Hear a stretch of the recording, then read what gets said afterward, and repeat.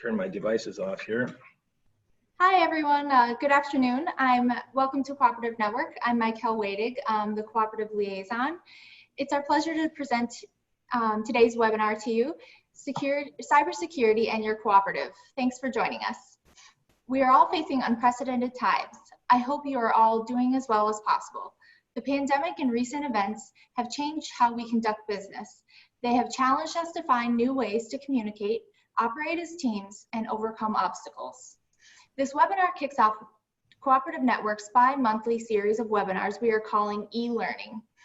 Our goal is to provide our members information that spans our sectors and is relevant to both employees and directors. Today, our topic is cybersecurity. Whether you're working remotely or in the office, cybersecurity has to be a priority. We are pleased to have with us Derek Lasniak, Director of Cybersecurity, and Jim Brunker, Senior Account Executive, both from M3 Insurance. They will share with us their extensive experience in cybersecurity and protection using real-life situations to help you identify threats to your cooperative needs that your cooperative needs to be aware of and resources available to help manage your risk. I'll now turn it over to Derek and Jim. Gentlemen? Well, I can just introduce myself first because Derek is really the star of the show that you want to hear from. So my name is Jim Brunker. I've been with M3 for 20 years now, and prior to that, I supervised claims and litigation at Century Insurance and general casualty in about 13 states. So one of the things that we can share with you a lot of the claim experiences that we have, and then Derek's really going to show you some preventative things as well as the current state of the industry. So with that, I'll turn it over to Derek. Yeah, good afternoon, everybody. Derek Lasniak. I'm our Director of Cyber Liability for M3 Insurance. I'm pretty excited to be here talking about something that is near and dear to what I do. We're just working through the technical difficulty of getting my screen to share. So I'll give you a little bit more of my background. I grew up in the Wisconsin area, and early on in my career, I started working with a lot of technology-based companies. I live in Madison, and for those of you on the call who are familiar with kind of our area, there is a small company called Epic just south of us, and they control about 65% of the health information that flows in and out of hospitals, clinics, et cetera.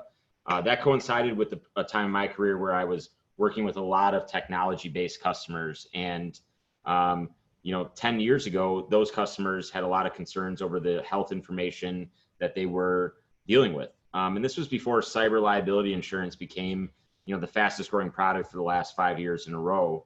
And well before it's become a critical component of almost, everyone's insurance program. And so really, it was at the time working with customers who had a risk, and we have since developed that into a practice group here at M3, which I head up, and it is now transformed into the fastest growing product, as I mentioned, for the last 4 years in a row. So today, bear with me for 1 second here. I think whoever is controlling the host needs to enable screen sharing. Otherwise, I won't be able to share my deck. I don't know if Mikel, one of you guys can maybe help with that. Yeah, let me take a look here. Chris is... whoever the host is. Yeah. This is not unusual for me, everybody, to have kind of all the controls limited. When I arrive, I tend to click on the buttons, and otherwise, if you have it, you could throw it up too, and I'll just cue you. It's up to you. I do. I can do that here. And just a reminder to everybody, if you can use the Q&A buttons for questions, we will be watching them, so feel free to ask a question. Perfect. So if we want to go to the next slide, I want to just kind of highlight, looks like I'm going to boot you off and I'm going to control it myself. All right, bear with us, everybody. Here we go. So goals for today. Over the next kind of 45 minutes to an hour, Jim and I are going to walk you through some critical components of of what's going on. And so everybody always asks me, what are the war stories? What's going on in the marketplace? What are you seeing for claims and some trends? And so the first thing we're going to talk about is some of the emerging trends. And I've got a couple of pictures and diagrams that I'd like to go through. The second piece is preventative measures. So cyber breaches are happening at a very, very, very rapid clip. And so it's increasing year over year, 2019 being the worst year on record. So what can we do? Is this an unwinnable war? Is this something that there's easy fixes? Is there complex fixes? And then the second part of that, I want to talk a little bit about remote working. So I think there is a conception out there that because we're working from home, it somehow is less secure. That's not necessarily true, but there's aspects about how we work from home that at its very core and very nature are not as secure as working within your normal environment. Third, we're going to talk a little bit about what I do for a living, Cyber Liability 101. I'm going to teach everybody on this call in about 7 minutes everything they need to know about cyber liability insurance that you can take and pretty much look at any single policy that's ever put in front of you, and if you'll know kind of the core components. And then we're going to talk about the marketplace. You'll hear a little bit about the marketplace as I go through this. Cyber liability not only was the fastest growing line of coverage, but it also was one of the more profitable lines of coverage over the last 5 or 6 years. And that unfortunately came to a screeching halt in 2019. So I'll hit on that as we go through it, but also kind of spend a little bit more time thoroughly talking about it. And then incident response. So one of the pieces that we always get asked is, I know to call the firefighters when my building's on fire. I don't know what to do when I'm hacked.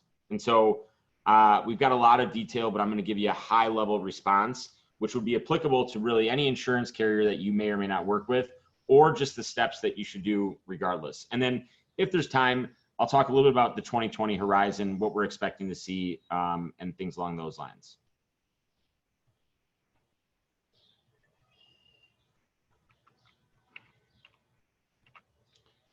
Emerging trends. So I'm going to toggle back and forth between a couple of slides here. The two at the top are really the biggest pieces of what we're seeing in cyber liability cases, and vendor engineering and ransomware. We're going to talk a lot about ransomware today. So if you have questions, this is a great time as we go through this.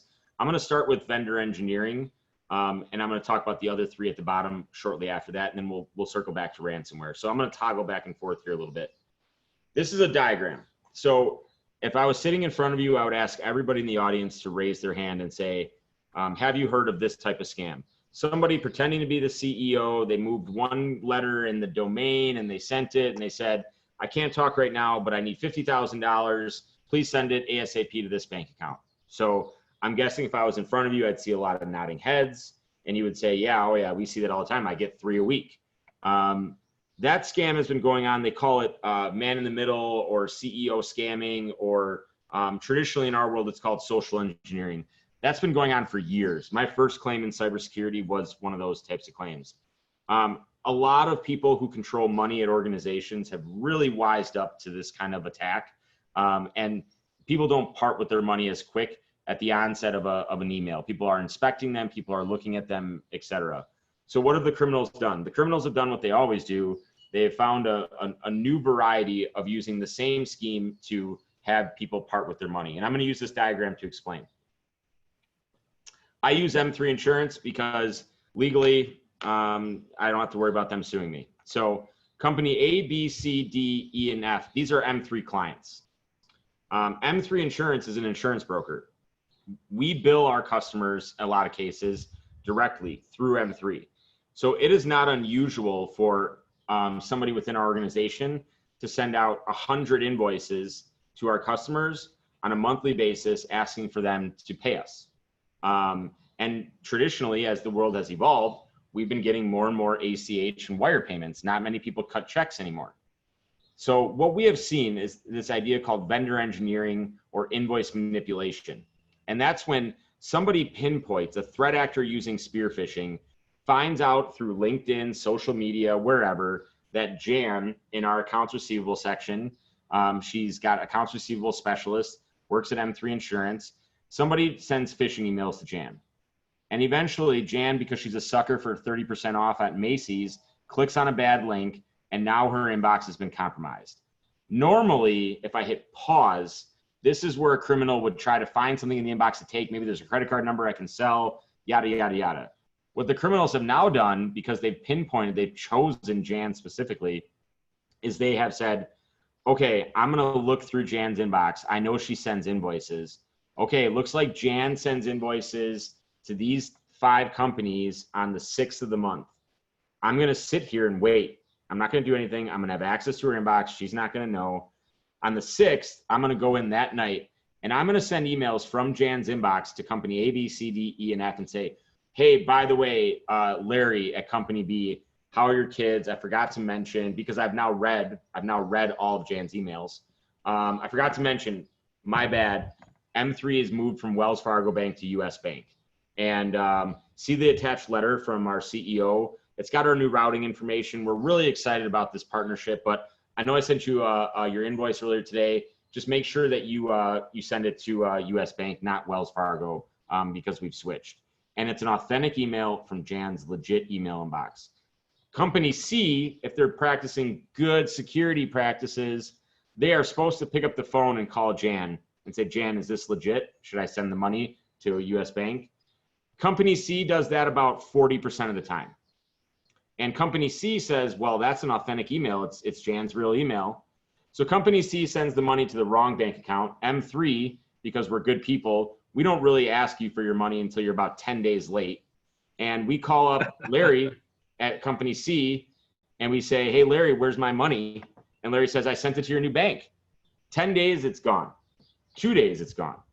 And now what happens is company C, Larry says, well, hey, this ain't my fault. Hey, Jan, you got hacked. It's not my fault. It was an authentic email. Yeah, should I pick up the phone? Maybe, but this is your problem. I paid once, I'm not paying again. You got hacked. Or they say, I have insurance, but I have a deductible. Or they say, I have no insurance and I feel bad for you, but I'm not paying again. We see tons of claims like this.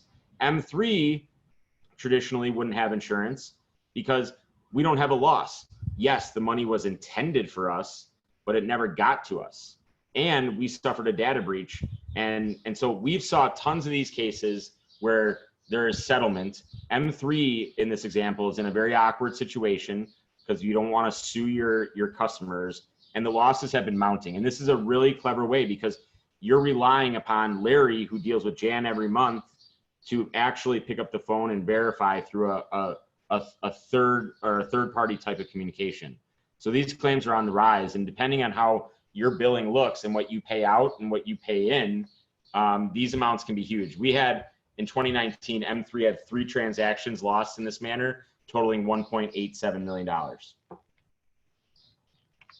Derek, that was really interesting. In an effort to try to prime the pump with questions, one of the things I hear a lot is the cooperative that says, we use a third-party cloud service provider, so the risk is really with them, right? What would you say to that mindset? Yeah, I think when it comes to processing transactions on a third-party provider, I have never read a third-party provider payment processor that will accept any liability for any lost dollars or any other exposure that is in excess of the fees that they've collected for the last 6 to 12 months. And so any software contract, and this is a little off topic, whether it's Amazon Cloud, whether it's your CRM, Salesforce, whatever, every software contract that you enter into, 99% of the time, it is going to have a strict liability limitation. It is not going to accept any consequential damages, meaning damages you suffer due to a failure of their service. And it is going to have a liability cap that is somewhere between 6 and 12 months of whatever your monthly fee is. And these are volume businesses. Once I create software, I license it. So let's say you spend $5,000 a month with a piece of software, your cap is $60,000, but what they're doing for you might control funds in excess of $200,000, or they might have data on your behalf that could cause a data breach that could cost in excess of $1 million. And so I would say that the assumption that third parties are always secure is not a great one, but more importantly, I would say that there's a way that these companies stay in business for negligence, and that's because they contractually, and you might not know you're signing it, do not accept any liability whatsoever, and they really cap the amount of damages you can come after them with. I'm going to talk about business email compromise, which really kind of bleeds into vendor engineering. Business email compromise is kind of the starting point for many data breaches. Business email compromise is the idea that I'm unauthorized access to your inbox. So the world has migrated to Microsoft Outlook 365. If you haven't yet, you're probably considering it. There's a lot of functionality and advantages that go with that. But with the migration to Microsoft Outlook 365, you no longer have an Exchange server, meaning you're now hosting your inbox in the cloud. And you also have the ability to do something called Outlook Web Access. Outlook Web Access is really slick. That allows you to log into your business email from any computer, anywhere. It's just you go to the web page, kind of like you would go to Gmail. Well, if you think about what's in your inbox and you think about, what kind of, creepy crawly viruses might be on the library computer, should I be accessing my inbox from a device that I don't know? Functionally, for convenience, it's great. From a security standpoint, it's really bad. So business email compromise, the one thing I want everybody to know here is that when your inbox is compromised, even for 15 minutes, and all you know that the actor was doing was looking for something specific, most states will require that you treat that entire inbox, including all of its contents, as if it was stolen. So if you think about what your inbox looks like and you look in the bottom left-hand corner and you see that you got 23,000 items, half of which have attachments, and you have no idea what kind of sensitive information is in them, if a bad actor cracks into your mailbox even for 10 minutes, technically the law will say that you have to notify everybody's information who is contained in that inbox. A single inbox in the last 3 months cost the customer over $1 million in cost to clean the mess up. Regulatory actions. We are seeing a growing amount of state regulators who take interest in cyber breaches. They have set up a perfect system. If you have a cyber breach, not only do you have to notify individuals, but you also have to notify the Attorney General for the state in which the individuals reside. So the Attorney Generals get notice when you have an oopsies, and then they can choose to launch an investigation, fine and penalize you as if you were they were an OSHA regulator. The second one is the biggest one. 2019 saw a 140% increase in ransomware attacks. Ransomware, in case you're not aware, is a type of hack where a criminal gets into a system and encrypts sensitive data and charges you a ransom to get your information back. If I rewind 3 or 4 years, we had ransomware. What we had was 100 different types of ransomware. A lot of it really janky ransomware that was built in a basement and wasn't super effective. And most people would kind of be able to get around it, restore from backup. Ransomware today is the #1 business in the hacking world. What that means is that ransomware is turned into a legit business. And so we now see the same 5 types of ransomware deployed, and we see it deployed with an increasing frequency. What's happening is that Google grade engineers, meaning people who could be doing good for the world, have designed the best ransomware available. I mean, this stuff is nasty. And this type of ransomware is designed to not only penetrate your primary backups, it also penetrates your primary network, but also your primary backups. Being in the cloud, backing up to Azure, backing up to AWS does not give you protection. Those backups are connected to your primary and they will be encrypted. That alone will not save you. The ransomware is being licensed over the dark web to unsophisticated people who are attaching it as simply as putting a picture on a file and sending an email. So now you have the best ransomware ever made being attached to an army of individuals who are deploying it via phishing attacks. And all they owe back to the person who created the ransomware is a licensing fee. 10 to 15% of the ransom take goes back to the developer, and the person who sends out 100 emails with loaded ransomware trying to get clicks, they get to keep 85%. as I like to joke around, if I ever got fired, this is 100% going to be my backup plan, because there is that much success that these actors are having, these bad actors, and the rise of ransomware is growing exponentially. These are the 4 kind of common ransomwares we're seeing in 2019 and 2020, we're seeing just an excessive amount of attacks. The average amount of an attack, ransom settlement, is between 40 and 60%. So let me debunk a couple ransomware myths. Number 1, ransomware, a lot of people pay the ransom. I would say on average, 75% of the people pay the ransom. And it's okay to pay the ransom. I oftentimes recommend paying the ransom. Number 2, if I pay the ransom, will I get my information back? Yes. Here's what you don't know though. Paying the ransom isn't like turning a light switch on. It's going to take you 3 to 4 days to decrypt the information. And you are likely to lose upwards of 5% of the data that just doesn't decrypt very well. Number 3, if I pay the ransom, are they just going to turn around and hit me again? No. The amount of repeat ransomware of the same type, the same variety, is literally next to 0. It never happens. Paying the ransom is oftentimes the best solution in these cases.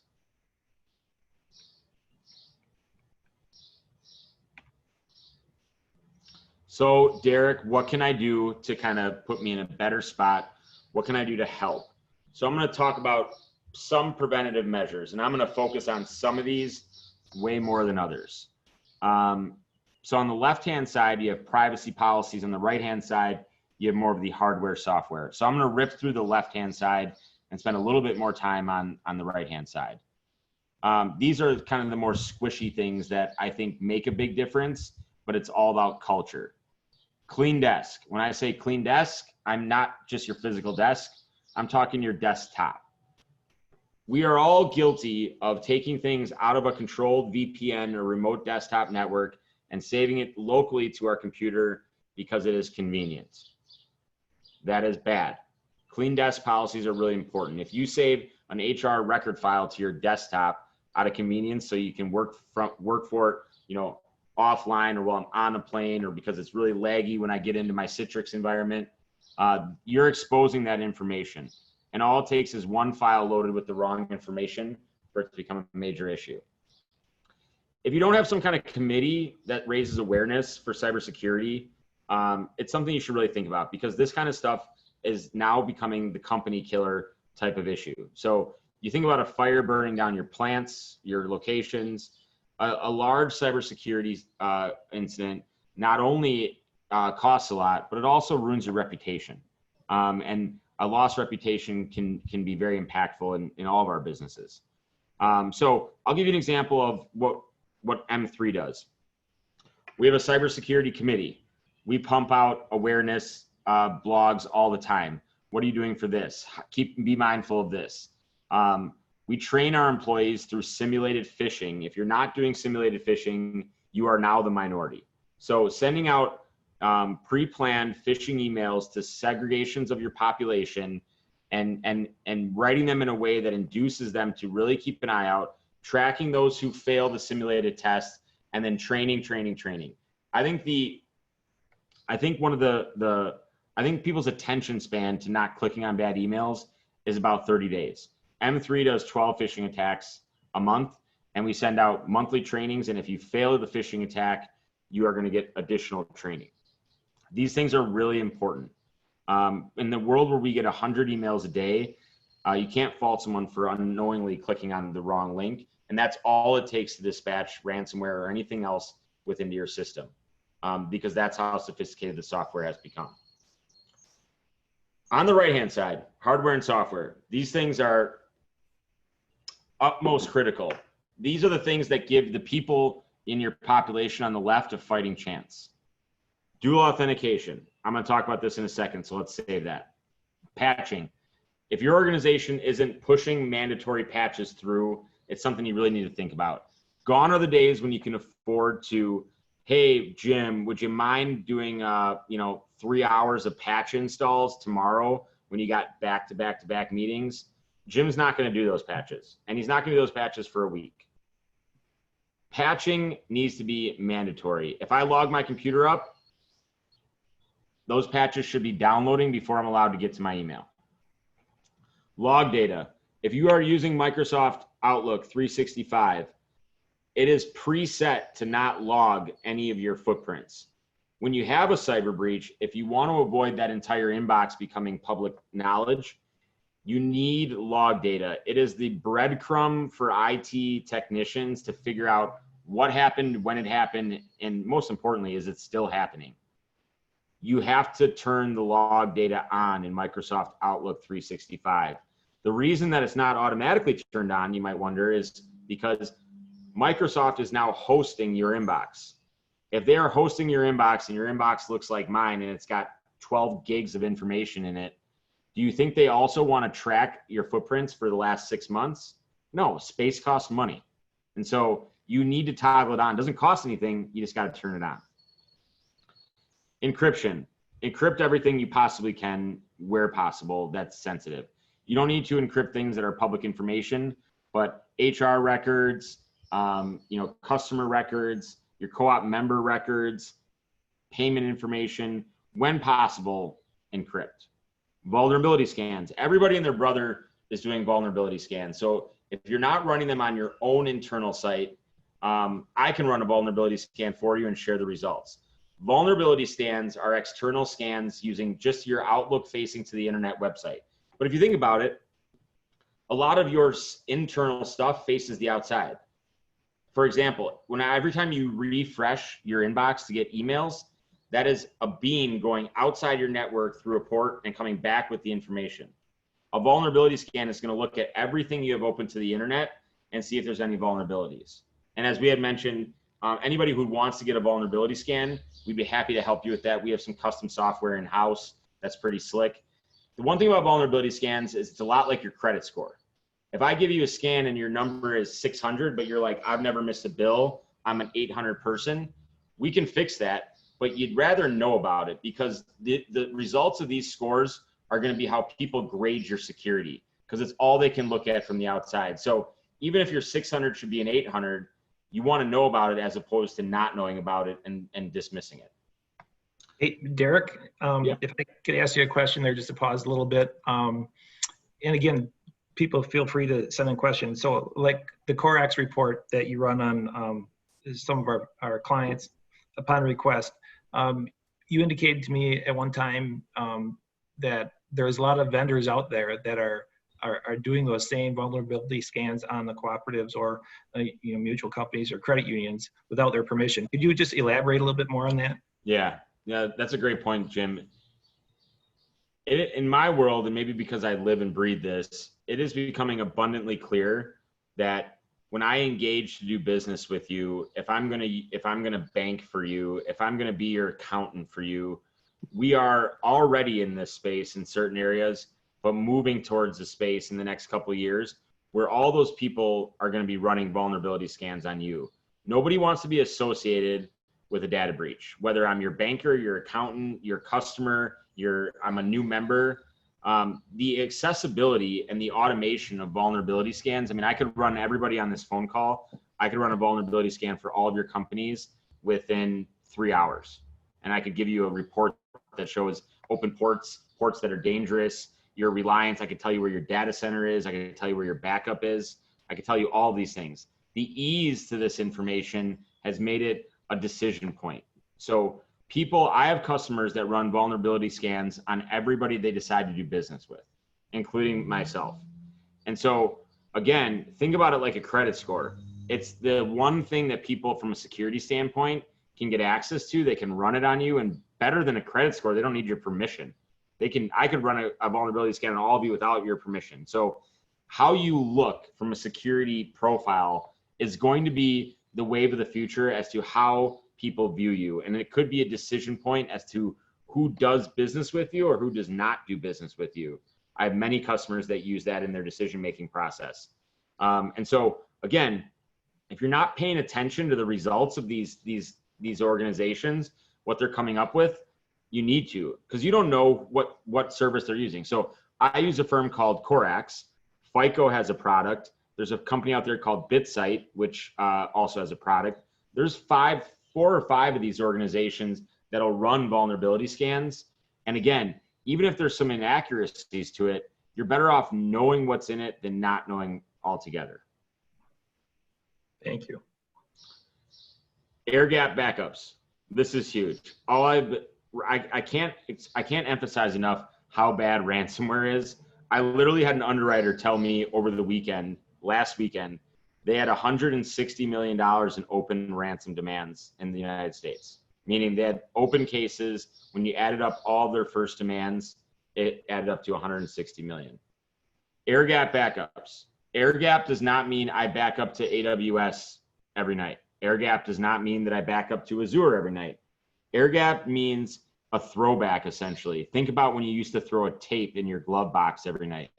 That's the kind of air gap that's absolutely needed. So completely isolated servers, not connected to your primary network. Yes, it's administratively taxing. Yes, I might not be able to push one button and back up every 5 minutes, but your backups are only as good as the fact that they don't get destroyed. And we have seen countless time and time again when somebody said we have completely isolated backups, only to have them encrypted as part of the ransomware.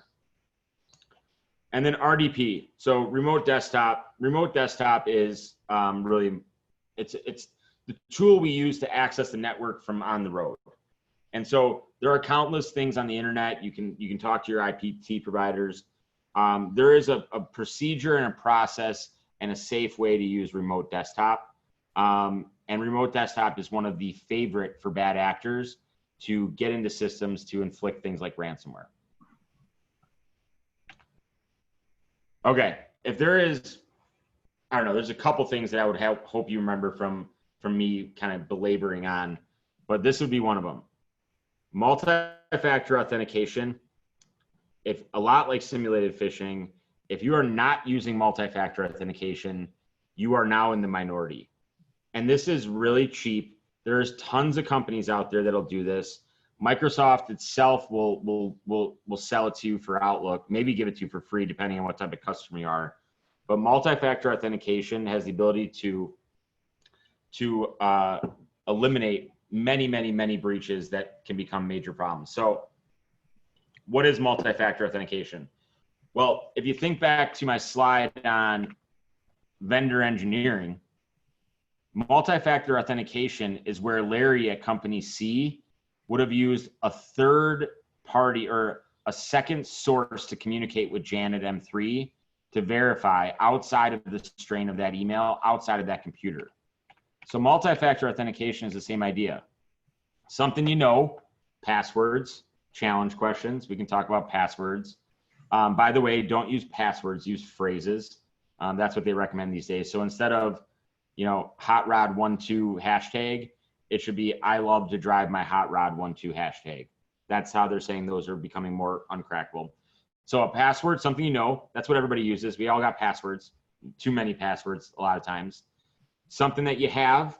So this is what a lot of we all use today. So dual authentication, multi-factor. So when I log on to my computer, I put in my password, and then I get a push notification on my cell phone, which approves that I'm who I say I am, that lets me into our network. It can be a text message that you type in a code. It can be a USB token, any of those things. In the future is something you are. This is all going to go to biometrics and facial recognition, thumbprints, all that. Eventually, you will need all three of these. And if I can jump in there, I agree with you already. And I would just say how, for the benefit of the audience, how important cyber is, because it dovetails with other coverages like directors and officers liability and employment related practices. So a lot of the questionnaires we're already seeing from insurance companies, I'll just read a few of their questions. Do you have a general biometric information privacy act policy that addresses the nature and purposes of the act? Do you receive written consent and release from each individual employee? Do you formally disseminate written policies pertaining to the Biometric Information Privacy Act that clearly addresses retention and destruction guidelines? Do you require each employee to sign an arbitration agreement with a class action waiver? So by the weight of those questions, insurance companies are already concerned about how we're going to control the data that we secure through biometric screening. So I'll turn it back over to you, Derek. Yeah, it's exactly right. I mean, I can emphasize this enough. If you don't, what we're talking about here from a cost perspective is somewhere between $2 and $4 per user per month.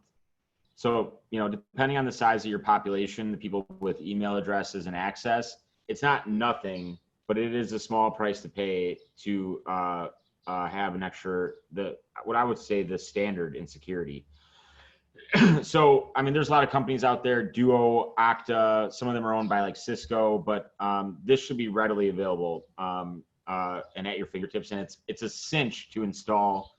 And I know maybe some of you are thinking, well, my employees are going to get frustrated. What if their phone's dead?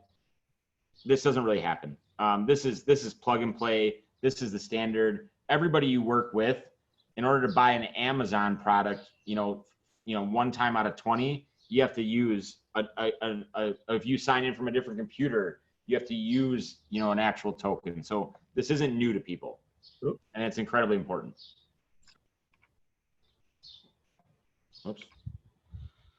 So I've been getting a lot of questions about working from home. So I wanted to just at least touch on it. Working from home is not the security challenge or the security nightmare that people necessarily think, but there are some things that I'll just talk about. Working from home, what we're finding has a lot of people deciding, I don't want to use my company hardware, or maybe my company didn't give me hardware to take home. When I say hardware, I'm talking about a laptop or a computer. So if you, to the same extent that I was talking about Microsoft Outlook, if you are using someone's home computer that could be used for God knows what, all over the internet, full of malware, and you're accessing, a remote desktop or a VPN or an inbox, that's something that potentially could be bad. You can't control that hardware. My computer on my desk right next to me is encrypted. I can't download stuff that my company doesn't want me to. You want that kind of control when this is the medium to access private company information. If someone's gonna be working from home permanently, not a lot of people are doing this, but I would recommend it. Look at how they set up their home network. So a lot of people think about like, I don't wanna go on to Starbucks Wi-Fi because they leave it open and anybody could get in. Well, the same about home networks. I mean, a lot of people, when they take a router out of the box, they plug it in and they say, we have internet, this is awesome. Well, there's a little bit more security that you can layer in to offer a little bit additional security, because again, that Wi-Fi feed, that device is going to be the medium in which your folks get into their network. Password management. I don't know if anybody on the call today has realized that if they're working from home during COVID, that they haven't changed their password in 90 days when normally you get pelted every 30 days.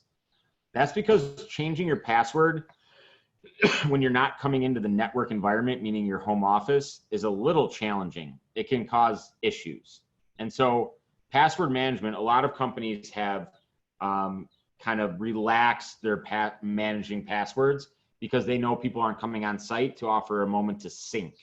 So be mindful of passwords, how you're managing passwords. Passwords still get cracked all the time. And when people try to password bomb, if I get one of your passwords, I'm going to try that password automatically across 100 different websites until I'm successful, banking on the idea that you maybe used it twice. I talked about remote desktop. Zoom got a bad rap. I think it's just everybody ganging up on the kid with the highest stock price. Zoom is not in and of itself any less secure than Teams, than WebEx. I have people who won't even join a Zoom with me. It's not insecure. It's not any less secure than anybody else. You gotta modify it like anything. Personal meetings and IDs with rotating passwords or automatically generate passwords. Disable join before host. There's some basics out there. If you Google Zoom security functions, you will get 90 checklists on how to be a better Zoom user. Okay, so we have 20 minutes left. We're reaching the part where normally I have everybody falling asleep, but I'm gonna trust, since we're all on video here, that we're watching. So this is what Jim and I do. We're in the insurance business. Up until now, we've been talking about primarily risk management. So I know I have a risk. How do I manage my risk? I'm going to talk about another type of risk management, and that's called risk transfer. Jim and I are in the risk transfer business. There's another type of risk management. It's called risk retention. If you're in the risk retention business, you don't buy insurance because you're self-insuring it. Self-insurance is a valid form of insurance. More often than not, when we're dealing with an organization that wants to not buy insurance, our job is to educate them as to what the type and the severity of the risk that they're self-insuring. For a lot of people in the general kind of population, we find that risk transfer provides a nice middle ground. I want to transfer my risk. That's traditionally done via a standard insurance policy. Cyber liability is a risk that many people don't want to self-insure. A, because the market's been very stable, and B, because it's not something that everybody understands, and the costs can rise incrementally. It's not like a property insurance policy where you have a small fire, but the likelihood of a big fire is really minimal. Small cyber breaches cost lots of money. Big cyber breaches cost lots of money. So this is a crash course on every cyber liability policy. Is going to look like this diagram. They all are going to be called something different. They all are going to have different ways of saying this, which is paramount to how I stay in business, is to confuse the heck out of all of you. But the reality is that every policy at its core covers these items. So I'm going to start on the left side, third-party liability. Like any insurance policy that ends in liability, this is a true liability policy, meaning it covers defense and settlement costs from third-party actions. So if you think about your auto insurance, I'll use Jim as an example since I see him right next to me here on my screen. If I were to be tailing Jim too close because I have a lead foot, so far nothing is false about this, and I rear-end Jim at a stoplight because I'm on my cell phone writing emails. Again, we haven't reached anything crazy at the moment. Jim gets out of the car and he's got a neck brace on and crutches, which he conveniently had next to him. Again, we're still in the realm of possible. And he says, that little nick on my bumper, I have whiplash, my neck hurts. You would call your auto liability insurance carrier and you'd say, Jim's suing me for $1 million and his bumper's got a nickel-sized crack in it. Handle this. Cyber liability is no different. It's got the name cyber in front of it, but your insurance company is agreeing to defend you from any claims from third parties, as well as pay the settlement. The types of third parties is where it gets a little unique. So two types of third parties primarily. If you lose all of your customer information or your employee information, you do have to send them a notice saying, I lost your information. I'm really sorry. Please take this free credit monitoring and please don't sue me. What we are seeing out in the public is that plaintiff attorney law offices are trolling, looking for mandatory notices of data breaches. And what they do is if they find out that Co-op Network had to notify 1,000 people that they lost their information, they look up those 1,000 people and they call them and they say, hey, I'd like to file a lawsuit against Co-op Network. I don't need you to do anything besides sign here. If I'm successful, I might send you a check for $400. How does that sound? Oh, you don't have to do anything? Yep, I'll sign up. They're launching these plaintiff demands and civil suits because they know that at a minimum they're going to get their attorney's fee paid. It's perpetuating the system. It's keeping attorneys at work. So your policy would defend you against a civil action from affected individuals as a result of your negligence in handling secure information. The second piece, which we're also seeing an uptick in, and you hear about it with places like HIPAA, but primarily we see them with attorney generals, is when you have a cyber breach that affects, say, more than 100 people, and even in some states, one person. So in the state of Indiana, if you notify one person in the state of Indiana that you lost their information, you also have to send a letter to the Attorney General of Indiana, who loves to launch investigations and issue fines and penalties.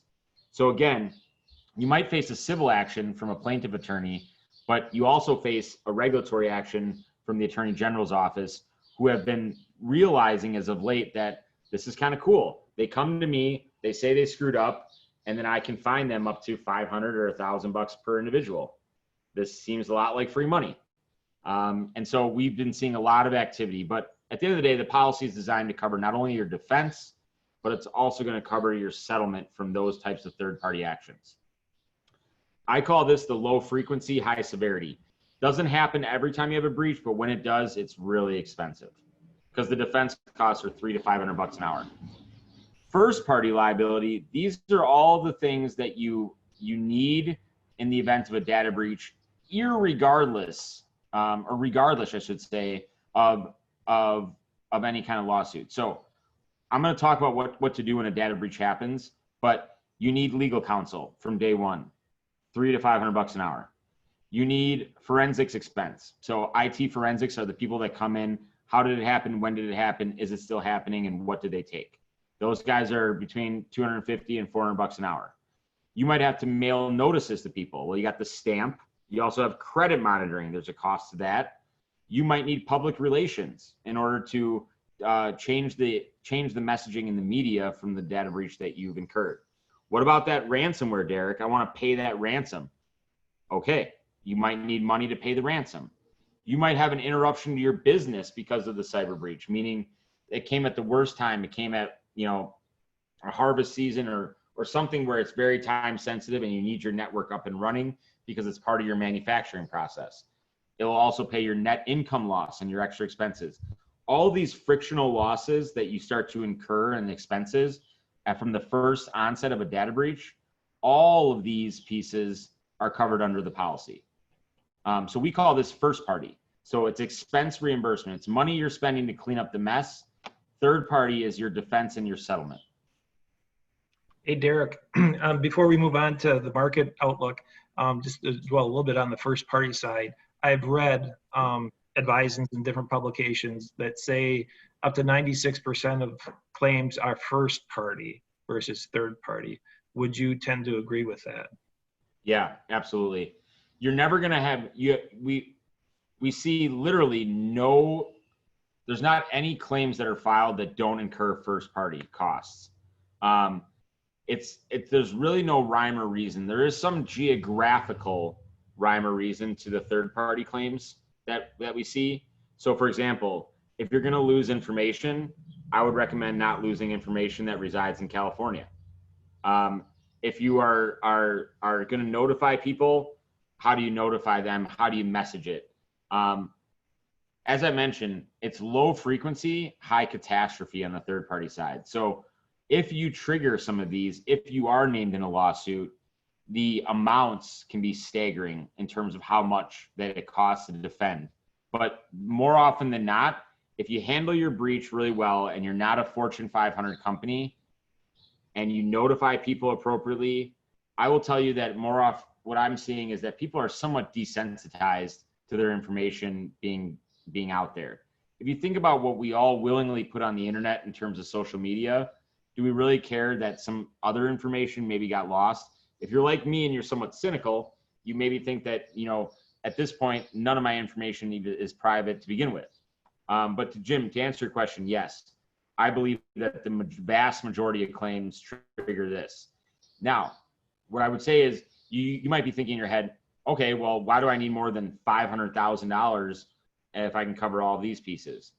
The extortion demands from ransomware, the amount of extortion demands that are exceeding 7 digits, over $1 million, has gone up also 100% in the last year. So, these costs are maybe somewhat frictional, and you might look at them as self-insurance, and I'll roll the dice over here.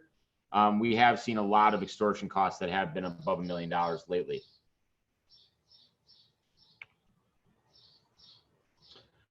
So the market outlook, just a little bit about what this insurance marketplace looks like. Again, this has been a relatively, in the world of insurance, a new insurance product. 10 years ago, there was cyber liability, but it didn't have the presence that it does now. North America is the largest marketplace. We've had 28% year-over-year growth. That means in terms of number of policies, it's estimated that it'll have $14 billion in premium in the next couple of years. Here's the thing that I think is really interesting. 170 different carriers are offering some form of cyber liability. Now that ranges from your traditional cybersecurity experts all the way up to your general liability carriers who maybe give you a little bit of cyber insurance as a bolt-on to your product. Even more interesting is that over half of the cyber liability premium written is with the top 5 carriers, and 70% is with the top 10.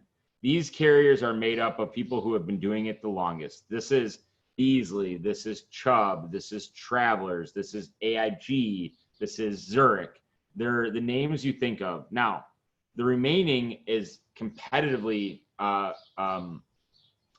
split up among anything from insurance tech startups to people who have kind of gotten into the market for certain subgroups, but there is still a high concentration.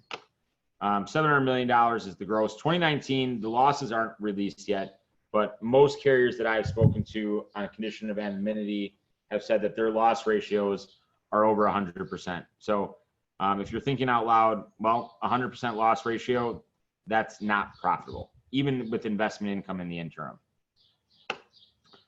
A couple things that have been new on the coverage side. It was really fast moving for a number of years, meaning new coverages were being invented by one carrier and then everybody copied it. It's stabilized a little bit. Every time you turn around, there's not a new coverage out there. But as I look at this, there's a couple things that I would really recommend that you look at. So invoice manipulation, if you remember the M3 diagram, you can now cover up to about $250,000 of money that was intended for you that was manipulated through an inbox breach. So that's kind of cool. That's new. Consequential rep harm, in the event that you have a data breach that goes public that results in loss of customers, meaning they don't trust you, you can insure your future lost profit as a result of that. Betterment and bricking, what that means is if your hardware actually starts melting due to the severity of your data breach, you can insure your actual hard assets. And then a lot of things, if you're buying cyber insurance today, you know, a lot of people are offering a lot of nice services. So free vulnerability scanning, free risk management tools, free training. Can I get a tabletop test? Will you look at my incident response plan? In an effort to elevate themselves among their competition, they're throwing in a lot of good things that if you tried to add it to your own risk management portfolio, you'd have to pay for. So keep your eyes open for that kind of stuff. So last, I'm going to spend 3 minutes and I'm going to go through this really quick. And I don't know if we're making the slides available, but we certainly can. I want to go through a couple steps on how to manage a breach. And I'm going to go through these quickly due to time. I'm going to hit the highlights. The very first thing you do if you have suspicion that you have been hacked or are having a data breach. If you have a cyber insurance policy, they will guide you through all this. If you don't, you'll have to do this on your own. The first thing you need is an attorney. The reason you need an attorney is because there are 50 state laws governing cybersecurity, and they apply to every piece of information where it resides, not where your home office resides. So you need an attorney. The second thing that the attorney does, if you fall into that 4% pool that does face a civil action or a regulatory action, everything that you have done that you find out about your data breach, you would like to have retained under attorney-client privilege.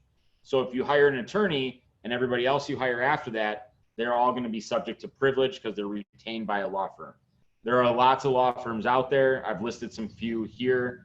There is a process. If you are purchasing a cyber liability insurance policy, they are going to have a phone number on the front of it or on the first couple pages.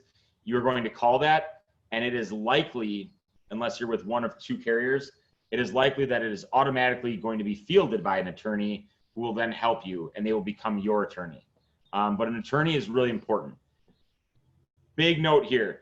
The attorney you use for corporate matters is likely not a privacy or cybersecurity attorney. And your insurance carrier is likely not to approve them to handle your case. And they are likely not doing that because they don't like your attorney. They are doing that because this is truly one of those expertise areas. Just as though you wouldn't go to your maybe the attorney that looks over leases with you to talk about intellectual property, you should not go to an attorney that doesn't know anything about privacy and security to handle these types of matters.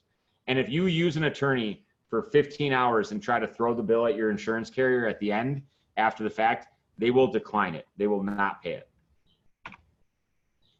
The next step, your attorney is going to help you procure IT forensics. A lot like the attorneys, IT forensics providers are not the same as the person who helps you set up your assets and build your network. IT forensics is a highly specialized area. They are designed to track, and they have tools to track when your breach happened, how it happened, is it still happening? Names such as Kroll, Coveware, Dell SecureWorks, James River, Gilware, Kivu, Mandiant. These people, they all have consulting arms, but they also work specifically to do digital forensics. They figure out when it happened, how it happened. This is such a critical piece that M3 actually partnered with a digital forensics firm called Tetra Defense. And we work alongside them not only to help our customers do better, but they also work incident response. If I were somebody who was hiring somebody to help me with security consulting, and that firm did not have a forensics side, I would say that I would almost think that they are not up to speed on what the latest threats are. You have to be in the field on the front lines fighting these actors in order to even think about, in my opinion, consulting someone on how to prevent them. And so that was an investment that we made. We have a partnership that we make available to our customers on ad hoc and discounted basis. But these people are really critical. They tell you exactly what happened with your data breach. And it'll be a 3-party agreement with your attorney so that everything they tell you stays between the two of you. After the forensics, you have 3 options. You have an incident, meaning something happened, but they were reasonably or 99% sure they didn't steal anything. And they didn't see anything. So we have a forensic report, a legal opinion, and the incident is just an incident. It's really important to understand that a data breach is different than a security incident. Data breaches have laws. Security incidences are things that you're investigating. Until an attorney tells you that you have a data breach, all you're doing is investigating a security incident. I would say 15% of the calls I get are incident only, and we shut them down, nothing else happens. Maybe we used an hour or 2 of an attorney's time just to verify, and we had a forensic report. Further investigation, further forensics are needed. May include software searches of inboxes, private information. It may include, hey, these 9,000 PDF documents were exposed. I need to pay someone to put eyeballs on it and look for anything that could be confidential. We call that a manual review. The last step is a data breach. So a data breach is confirmed by your attorney and they say the word breach. That's when all the time limits starts getting pumped in. So in the state of Wisconsin, for example, from the moment you have a data breach that affects more than I think like 400 people, the clock starts ticking. You have 40 days or 30 days to notice every one of those individuals. So the time starts when that data breach has been confirmed. From there, it's notification, it's credit monitoring, it's public relations, and then you sit around and you hope and you pray that you don't get a civil action, you don't become part of that 4%. There's more to it than this, but this is how everything happens. All of this happens in a 4 to 5 day window. Happens very quickly. Eric, so we got our first question. Thank you for whoever sent it in. The question is, does cyber insurance cover someone fraudulently setting up a merchant account in your business's name? So it'd be a situation of reverse social engineering from the description. Yeah. So if you have the social engineering and the invoice manipulation endorsements on a cyber policy, they would cover that. I'm assuming that they fraudulently set up a merchant account. So they'll say they're co-op network and they set up an account with a raw material supplier and they start buying and it's not really you. In that case, the raw material supplier would have sold them goods and maybe they came after the real network co-op and pegged them with the money. I think that should that have happened, the social engineering and invoice manipulation coverage, if you are actually out any money, would pick up those exposures.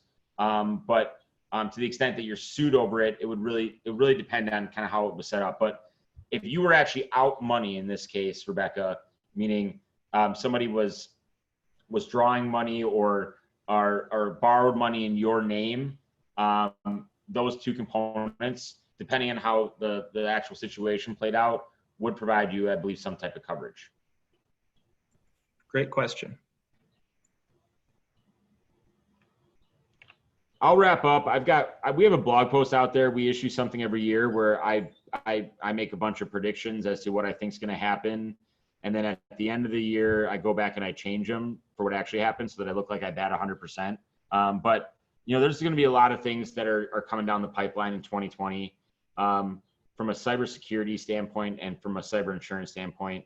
We're seeing, and Jim mentioned this, we're seeing more and more underwriting. It used to be, give me your name, give me your website, and give me your revenue, and I'd get you 7 quotes in 2 hours. And I would play them all off each other, and it would be a bidding war. Well, after 2019 and the losses we saw, I'm calling it, it's not really underwriting, because what we were doing before wasn't underwriting. It's not a different kind of underwriting. It's really underwriting for the very first time. So you can expect more questions. No answers don't mean no coverage. No answers mean okay. But you can expect more questions in the cybersecurity space. Ransomware has not dropped off one iota since the start of 2020. So we're expecting this to be a major problem to continue. They're rewriting cybersecurity laws across the United States to look like the European law GDPR. California's new law, which is more stringent than the European law, goes online July 1st. Again, the laws that you are subject to are not where you're located. It's where the affected individuals are located. So I have breaches all the time, people located in Wisconsin or Chicago, where they have to comply with 50 state laws. And as I mentioned during the preventative measures, security, it's not nice to haves. I would say it's becoming the norm. So things like simulated phishing training, multi-factor authentication, these things aren't just, hey, I wish I could have it, they're on my wish list. These are items that should be thought about as critical infrastructure items for the security of your business. With that, I think I'm a little bit over 4 o'clock, at least here in the central zone. Happy to answer any questions. I'll stick around, but I really appreciate everyone allowing this chance for Jim and I. Obviously you know where to find us. And if you have any questions, we'll stick around. Thanks so much, Derek and Jim, and thanks to all our friends and colleagues at M3 Insurance for partnering with us today on today's webinar. M3 has been generous enough to offer a free security scan for the first 15 Co-op Network members that signed up for the webinar. So if you qualified for that scan, we will be in touch with the details in the coming days. Again, thanks so much for joining today. Our next webinar will be on June 16th, and we'll cover the use of technology in the boardroom, presented by Dr. Michael Boland of the University of Minnesota. Again, we can get you all the information of the folks that joined us today. So if you have any further questions, feel free to reach out to us. If not, thank you so much for participating. Thank you. Be safe.